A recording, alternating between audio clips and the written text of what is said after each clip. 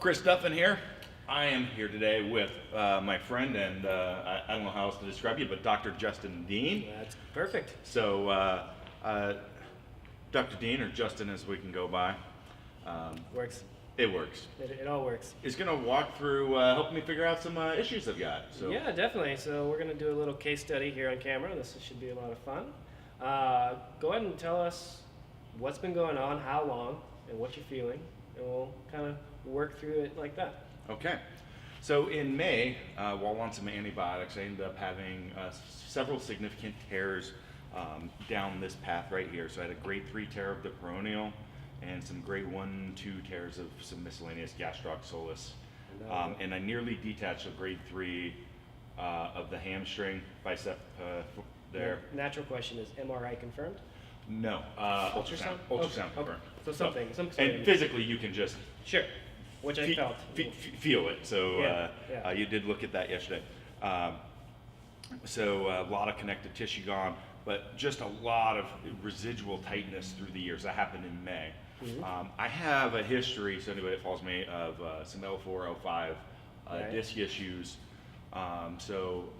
Which we've worked through in the past. Yeah. Pretty much been a non-issue. It actually just recently had another MRI on it, and pretty much looks the same as it has 10 years ago. Like some minor bulging, a little bit of flattening, but nothing that would suggest any dysgenic issues. But in November... So there was no high intensity signal indicating a new problem. Yeah.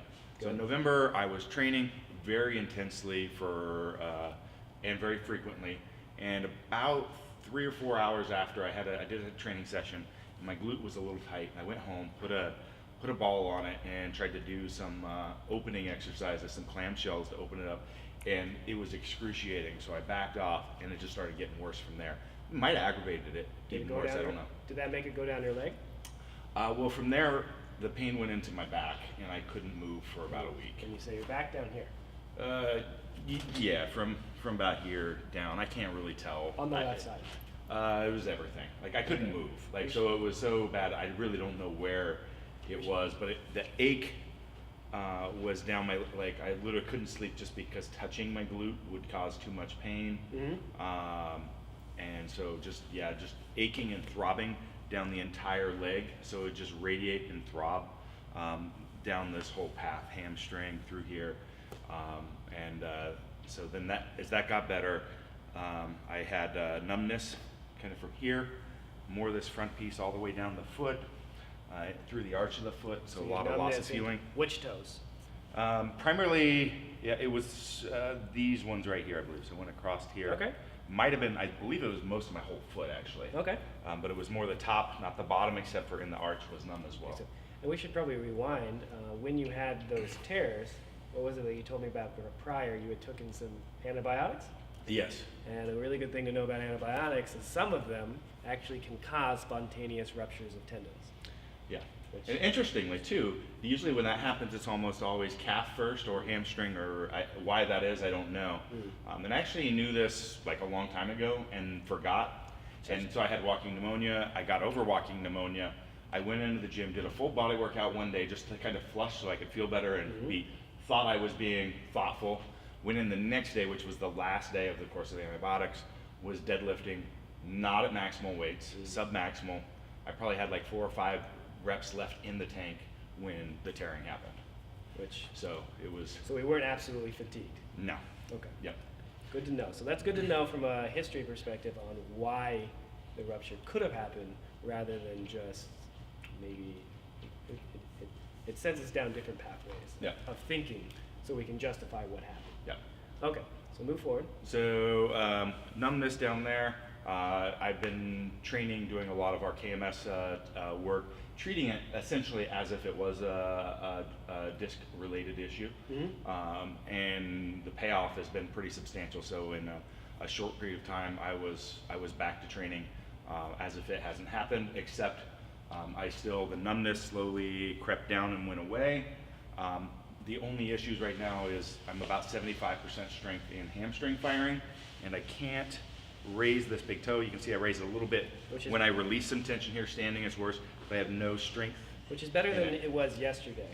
So. Right? Yesterday you couldn't get your toe off the ground at all. Well, in this position I can. Oh, this It's is okay. It was standing. Standing, so I'm able to do a little bit today that I wasn't able to do yesterday from the work. Right, and we'll talk about So- what we did yesterday. Okay, do you have any change in bowel or bladder? After the incident, no, I did not. Okay, no numbness, tingling, or weakness in the groin area. No. Okay. Did your back or anything down your leg hurt when you touched your toes or bent backwards, either one? Well, initially when it was really fired up, I couldn't go into flexion or extension at all without pain. Once that calmed down, like after the first few weeks of doing the issues, I had no issues. The only movement that I couldn't do early in the rehab process that initiated pain was a glute bridge, getting full extension. One leg or two leg? I never tried one leg because I couldn't. Okay. So this is two leg. Okay. Yep. Gotcha. So you can't do a glute bridge. Have you tried it since? I can. That's cleaned up now. Okay. So just don't want to put words in your mouth. It sounds like you had about 2 weeks of where you basically couldn't walk within pain. There was 1 week of not being able to move at all, so I was in bed on narcotics. Okay. And then probably about 2 weeks of like getting to where I could walk again. So there's a week that I used a walker. Okay. So And then how long ago was this? this was early November. Okay, so early about November. 10 weeks, I think, is where Okay, we're, gotcha. where we're at. So we're At 10 four, weeks at 4 weeks, I was back to training. Okay. And deadlifting and doing, like, I can, Okay. no back issues, no pain, And the no intense flexion. pain was in your back, but not in the legs. Like this was not stopping you from walking. No, it was, yeah, more like in the glute piriformis that would lock up, but when that was still aggravated, it would throb all the way down. Okay. Like I'd have this achy throb and even pressure would bother it. Okay. Yeah. Gotcha. So we have to, from in this particular scenario, especially with somebody that we know that puts a lot of weight on your back, and you've had previous discogenic problems, we have to assume until proven otherwise that there's a back component to it. Mm-hmm. So we're going to either try to prove that or disprove that, and everything sounds like there is a neurogenic, at least contributing factor. Yep. So now we need to tease out between neurogenic nature, low back nature, and how much these tears are related to it. Most likely it's a little ratio of everything.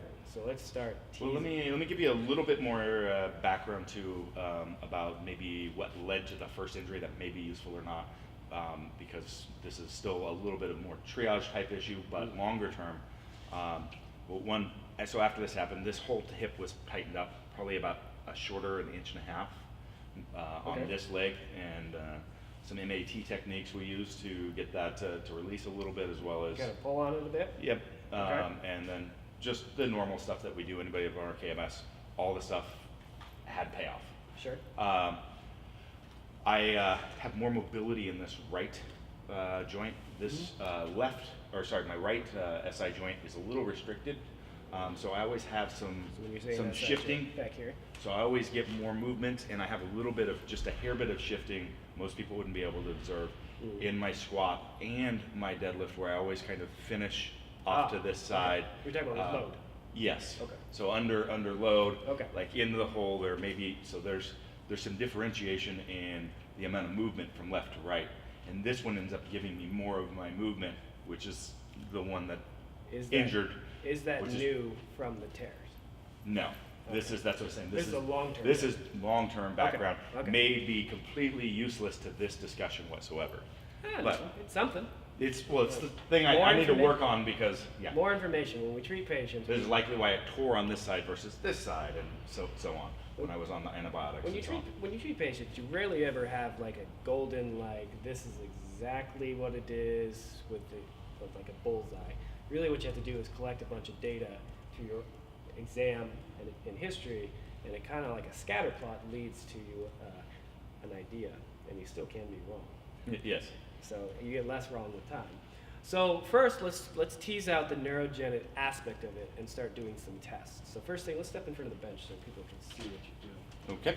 And let's just check some general motor. So what I want you to do, there's nothing really to hold on the wall, just do some calf raises on the, let's start on the right Okay.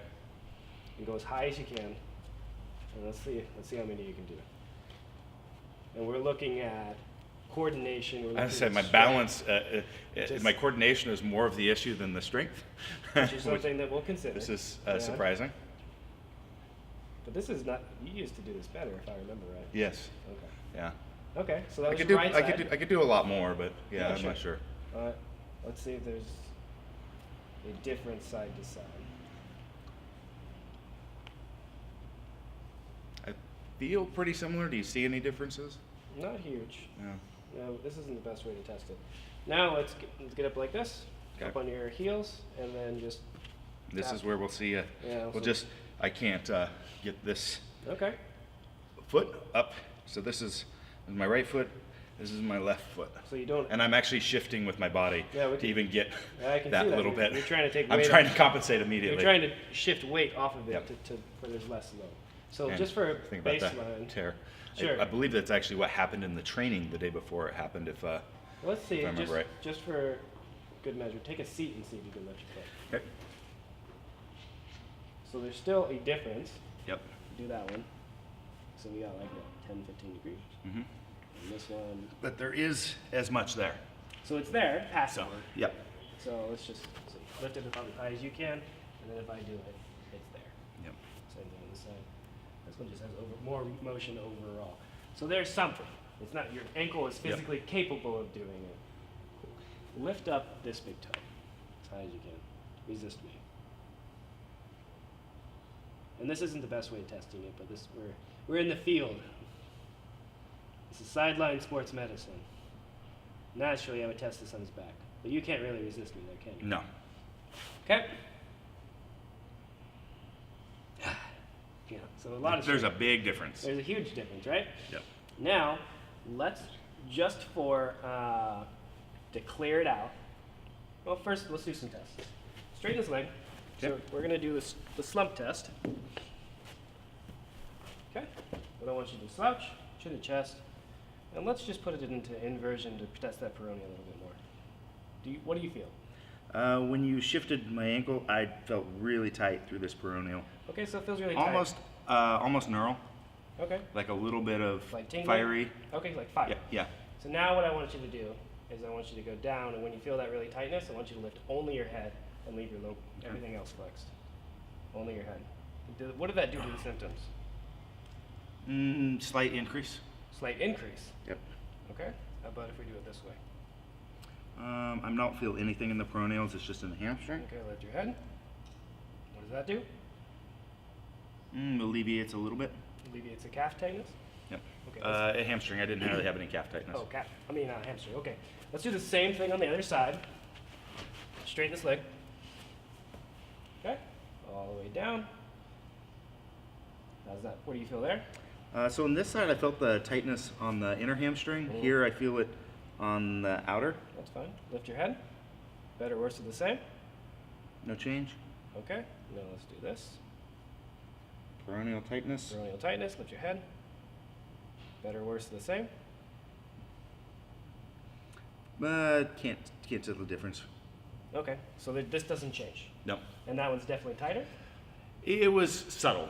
So it was. So when you, I As think a- that there was a difference, but I can't really say Sure. positively. but for sure, when you lift your head, that got worse. What's that? When you lifted your head, that got worse. Subtly worse, potentially. Well, I'm that's- not going to give you a. Sure. We could. Let's Yeah. test it in a different way. Okay. Lay on your back for me. Okay. I'll get on this side so people can see. So I'm going to put the peroneal nerve on stretch, and as it goes down here on the side of the calf, it goes over the top of the foot. It's a big and inversion ankle sprains, which you might have had a few of those in the past. Oh, that's tight. What do you feel? Tighten the peroneals. Tight in the peroneal. Yeah. All right. So now let's lean you away a bit. Okay. I want to know just a little bit more, shift the hips a little bit. And obviously this is not an ideal table. It's not wide enough for your mass. Oh. Better, worse, the same? I'm not. Let's do it again. Okay. Okay. Let me go back to here. Gotta do it again. All I'm doing is put a little bit of lateral flexion in the spine. It's very slight. Same. Okay. Same. Now lean that way. Shift your hips this way. This is going to be very, very subtle, or maybe nothing at all. Yeah. Almost That all. seemed less though. That seem less? Yeah. Do it again. And this is not very much motion difference. Nah, it's still pretty intensive. Okay. Might be a little less. Well, let's compare it to this side. This side, we can go higher. And I think It that's feels like a stretch, but it doesn't feel painful. so if we look at the motion, you're up here. Okay. Okay. That's where it Yep, starts. that's where it starts. So there's a good 20 degrees difference in range of motion. So we can go a few different ways here. We could think that there could be a low back component. We could think it's like a nerve dynamic mobility, it's nerves not mobilizing well enough, or there's some sort of soft tissue entrapment from the tear that's affecting this that could cause low back pain as well, or it's some mix of all of it. Yep. So massage therapy, I haven't worked on regularly, but the peroneals are the slowest to respond. They're still really tight. Actually, all my calf on this side is really bad. So let's just go step by step and check each theory hypothesis. You know your prone press ups. Mm-hmm. Let's just do 30 right now. Okay. And have you done much of those? I did early the first few weeks, and then I stopped seeing a benefit from it and went to some. I told you a little bit more loaded type movements. Right. And I want you to show that actually, but continue what you're doing. And right now, I don't know if this is going to help, but we're doing it for the sake of running through the mindset. And I learned this from Dr. Philip Snell at Fix Your Own Back. This mindset. This is not my own, although I use it every single day.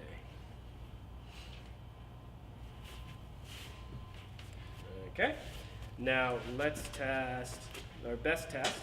First, let's test your toe raise. Okay. So see if you can raise your toe. Let's check your strength. Not too much difference. That one we don't even need to test because I can't even push it down. Lay on your back.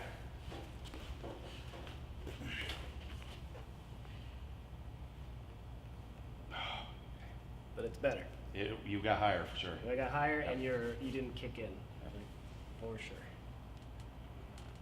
Tight. Yeah. But that's the same. That one didn't change. Okay.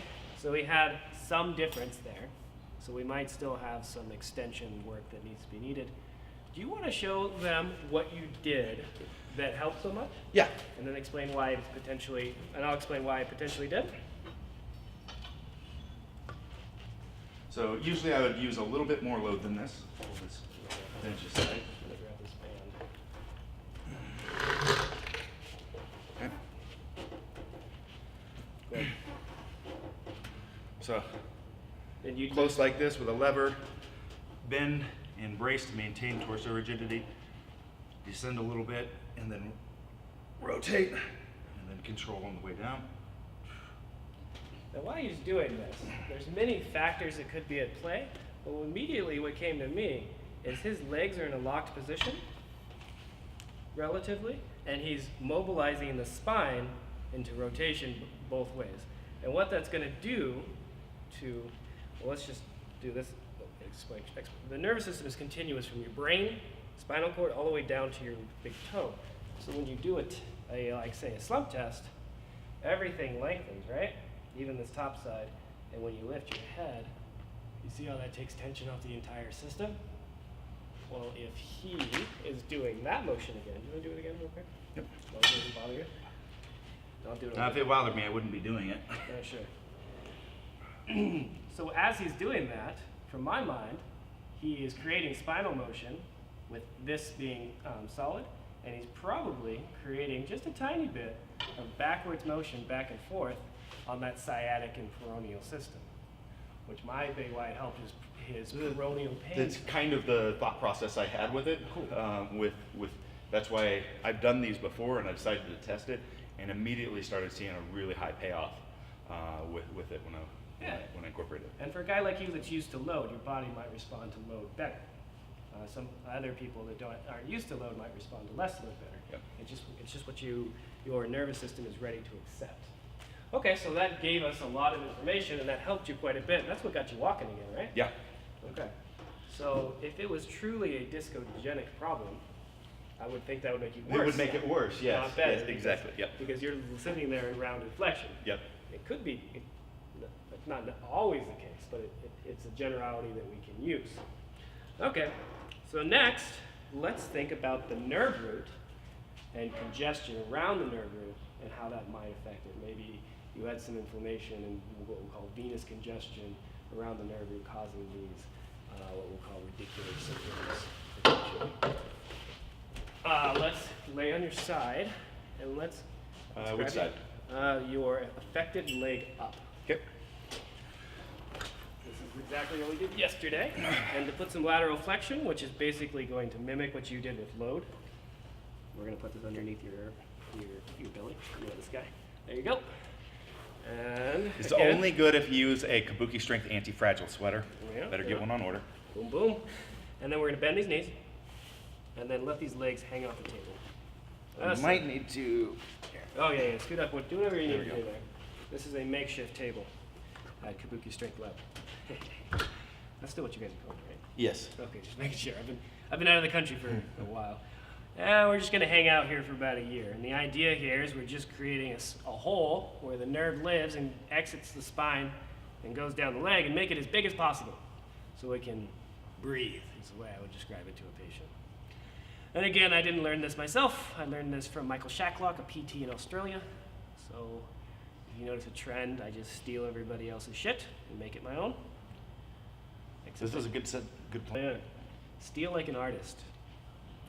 The only thing I can claim that I done somewhat myself was probably Yap, co-invented with Philip Snow. And we're gonna hang out here for a minute and see if you can raise your foot. Does that feel any different? It feels better.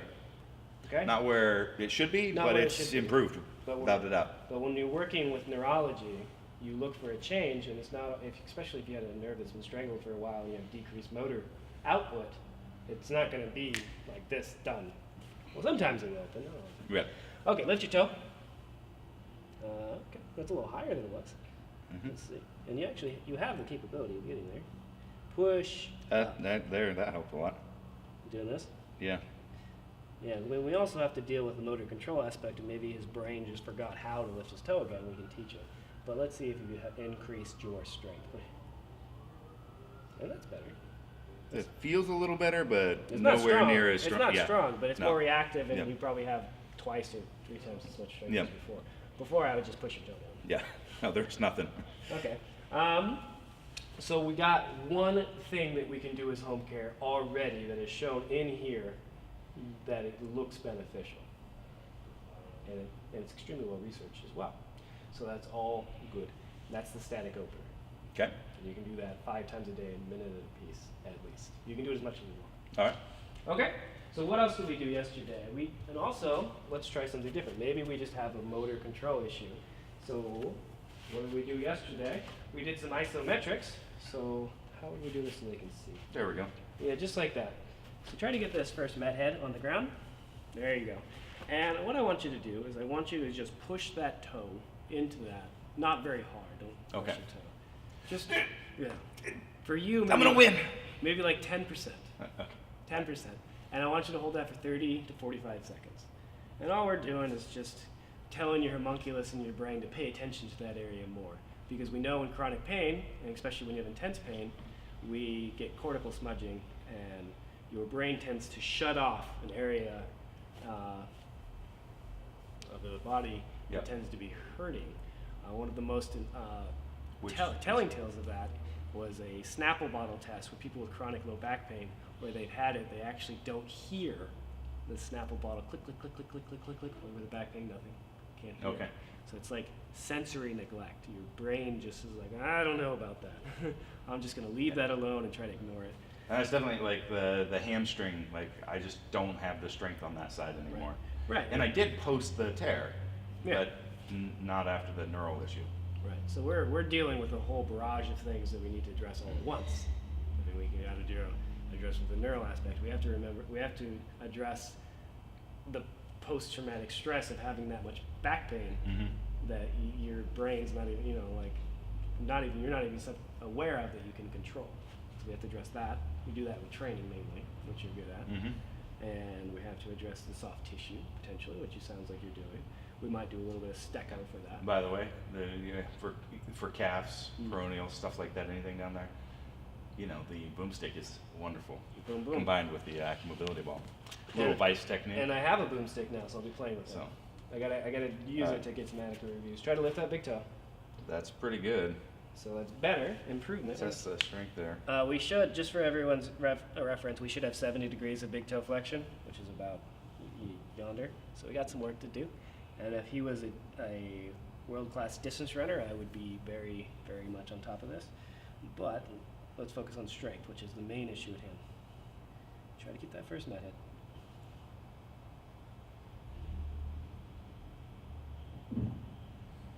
So it's a little bit more reactive.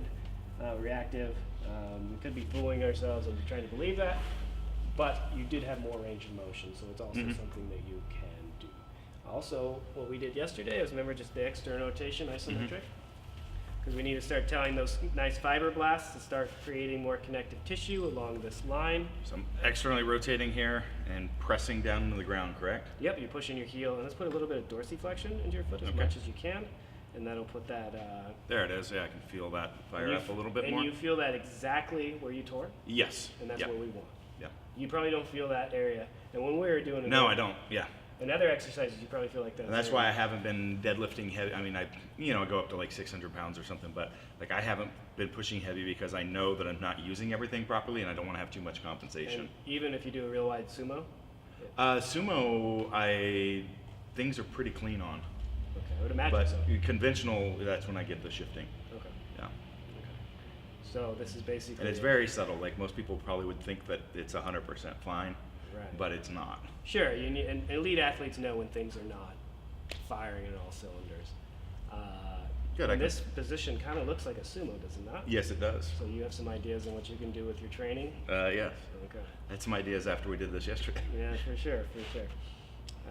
Okay, we'll just keep going with it a bit, just a little bit longer. And we also know that isometrics are good at turning down pain via some research. Jill Cook is big on the isometric tendon loading research. So we're addressing the neural aspect of it, the low back aspect of it, and now we're trying to address the tissue aspect of it. Feel I'm starting to fatigue a little bit now. And that's fine. Let's stand up and see how that leg feels.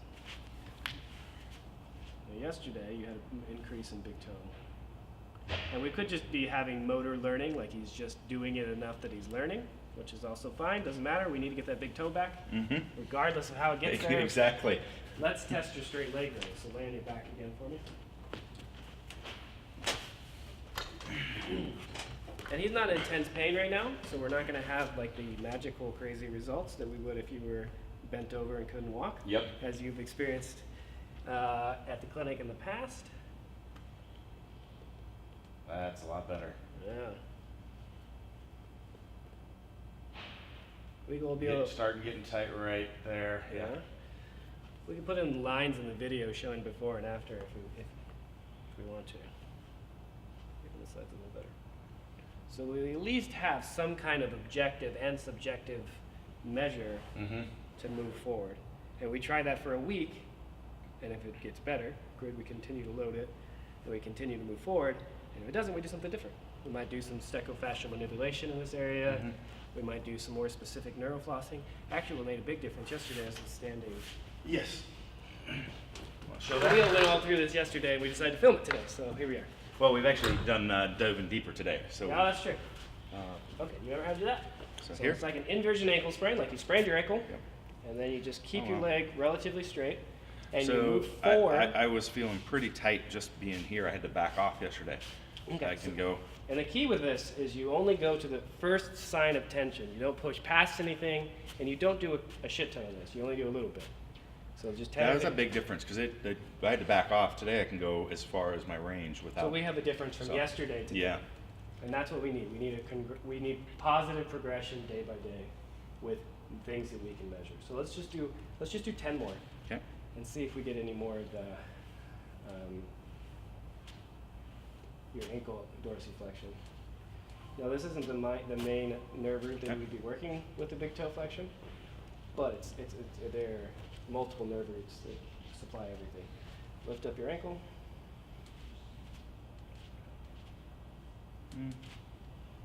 Okay, let's test. Do one at a time. You're still dealing with some balance. Yep. Okay. And then this guy. See if you can even do that anymore. No change there. No change there. Yep. So, we have something to work off of now. This is just a standard example of an idea, how we'd work through different tissue stratas, different structures, different loading patterns to create a plan on where to go next. Now there's many other things that we should check and could check. We could check his hip mobility, stability. Obviously we're going to check more on his low back. There's a soft tissue component that we obviously need to check. We could check some yap right now. Yeah, I was going to ask about looking at yap. So you tore right here, and there's a nice little nerve right here that can be troublesome, particularly in sprinters. So I'm Oh, baby. Yeah, so this is Yep, tender. that tells me. This is tender, yeah? Yep. Let's compare it to the other side. Okay. So it's important to know that YAP is Yankawaypain is a adjunct. I feel nothing there. Yeah, so it's And not. I'm familiar with yap. I know the feeling here that's. And it's more tender because nerves are close in the skin, much like his hair. Just think of like these nerves as hair underneath the skin. I mean, that's an analogy that we can use. And when they're irritated, they're like paper cuts. They're small, they don't present that much tissue damage, they don't really look like that big of a problem, but they are just going crazy with pinging to the brain with pain. And if he tore right here, and there is a cutaneous nerve that lives right in there, which is big in sprinters, of course. And I'm just, let's just, can you go through like maybe, let's go in your, can you do your sumo squat position? Yeah. Or actually, you have more problem with conventional. Yeah? Yep. So do conventional. And I'm just going to grab that skin, and this doesn't feel good.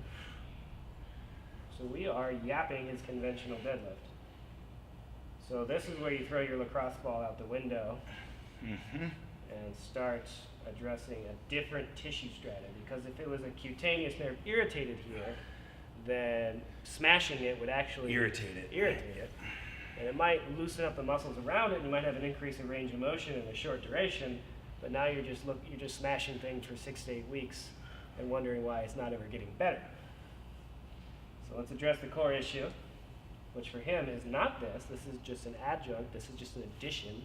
We call this a manual therapy plug-in, aka like putting a period at the end of your sentence.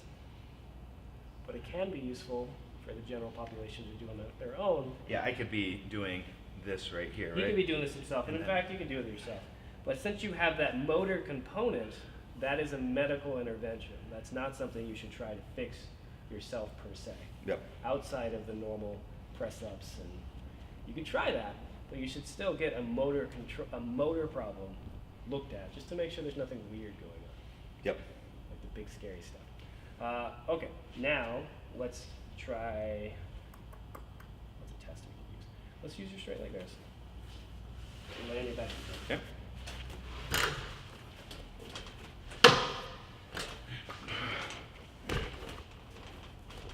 Okay, so we're still going to do the same test.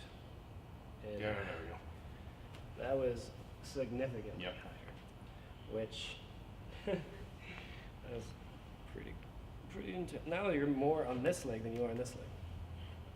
So when we do the straight leg raise, it is going to put this cutaneous nerve on stretch as well as the big nerves, which this test is designed to test.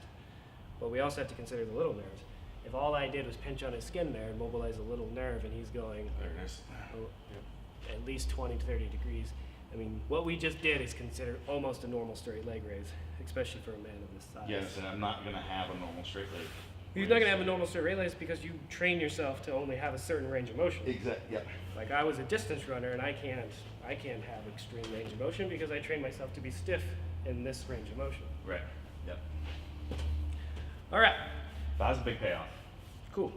Glad we did that last, but we had to go through all those steps to know exactly not to know exactly, to have a very solid understanding of what's wrong, how many different things are wrong, how to move forward, so you get back to training as fast as possible. Now, this video wasn't meant to be as a plug for that, that technique, but you do have a website dedicated to the methodology.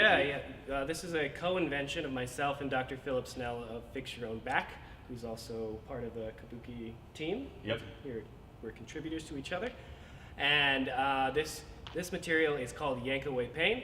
We purposely made a funny little name because we wanted it to be kind of we didn't want people to be super serious about it and only use it by itself, particularly for the doctors. We want everyone to use everything. We don't want anybody dogmatic about any one approach. So we gave it a stupid name, so you can't put it on your website. Yankawaypain. Yeah.